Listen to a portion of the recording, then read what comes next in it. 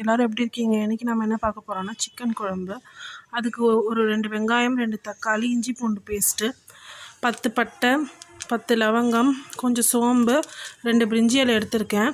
வாங்க எப்படி செய்கிறதுன்றதை பற்றி பார்க்கலாம்.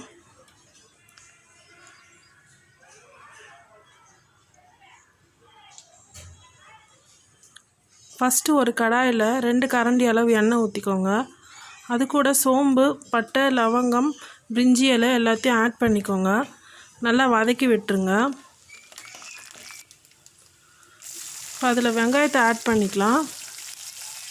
வெங்காயம் நல்லா பொன்னிறம் ஆகிற வரைக்கும் வதக்கி விடணும். அது கூட இஞ்சி பூண்டு பேஸ்ட்டும் ஆட் பண்ணிக்கலாம். அதையும் நல்லா வதக்கி விட்டுக்கோங்க.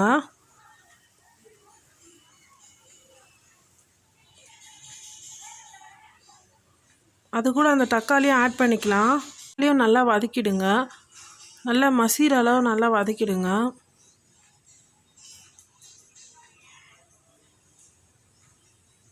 அது கூட உப்பு தேவையான அளவு ஆட் பண்ணிக்கலாம்.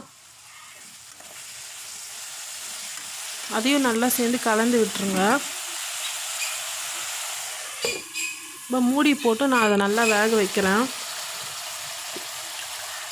இப்போ அது கூட சிக்கன் பீசஸ் ஆட் பண்ணிக்கலாம். நான் ஒரு 1/2 kg சிக்கன் எடுத்திருக்கேன். இப்போ அது கூட கொத்தமல்லி இலையை ஆட் பண்ணிக்கலாம். அது நல்லா கலந்து விட்டுருங்க.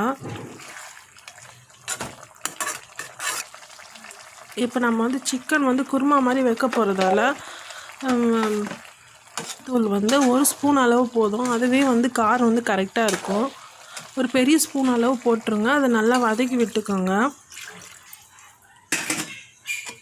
தண்ணி உங்களுக்கு தேவையான அளவு ஆட் பண்ணிக்கோங்க. நான் இதில் ஒரு 3/4 கிளாஸ் அளவு தண்ணி ஆட் பண்ணியிருக்கேன். அது நல்லா கலந்து விட்டுருங்க. இப்போ அது நல்லா கொதிக்க வைங்க. பாருங்கள், நான் தேங்காய் ஊற்றுறதுக்காக அதை மிக்சியில் அரைச்சி எடுத்துருக்கேன். அரை முடி தேங்காய். இப்போ அதை அதில் ஆட் பண்ணிடுவோம். நல்லா கொதிக்கணும். கொதிச்சதுக்கு அப்புறமா ஆட் பண்ணுங்கள்.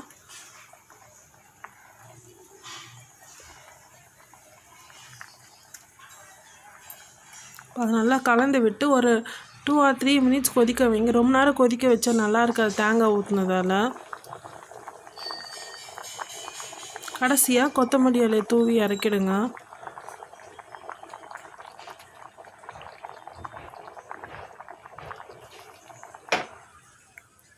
அவ்வளோதான், சிக்கன் குழம்பு ரெடி. இந்த சிக்கன் குழம்பு நல்லா சூப்பராக டேஸ்டியாக எம்மியாக இருக்கும். இது நல்லா குருமா மாதிரி இருக்கும். நீங்கள் வீட்டில் ட்ரை பண்ணி பாருங்கள். சிக்கன் தொக்கு சாப்பிட்றதுக்கு பதில் இந்த டேஸ்ட்டு நல்லா ஃப்ளேவர் நல்லாயிருக்கும். அதில் அந்த தேங்காய் ஊற்றினதால் அந்த ஃப்ளேவர் நல்லா இறங்கி இருந்தது. பாருங்கள், பார்க்கவே எவ்வளோ சூப்பராக இருக்குன்னு. நீங்களும் வீட்டில் ட்ரை பண்ணி பாருங்கள். இந்த மாதிரி ரெசிபீஸ் ரொம்ப நல்லா சூப்பராக இருக்கும். உங்களுக்கு எங்கள் சேனல் பிடிச்சிருந்ததுன்னா லைக், ஷேர் அண்ட் சப்ஸ்கிரைப் பண்ணுங்கள். Please support friends. மறக்காமல் அந்த சப்ஸ்கிரைப் பட்டனையும் பெல் பட்டனையும் கிளிக் பண்ணுங்கள். அப்போ தான் நான் போடும்போது உங்களுக்கு நோட்டிஃபிகேஷன்ஸ் வரும். Take care. Bye friends.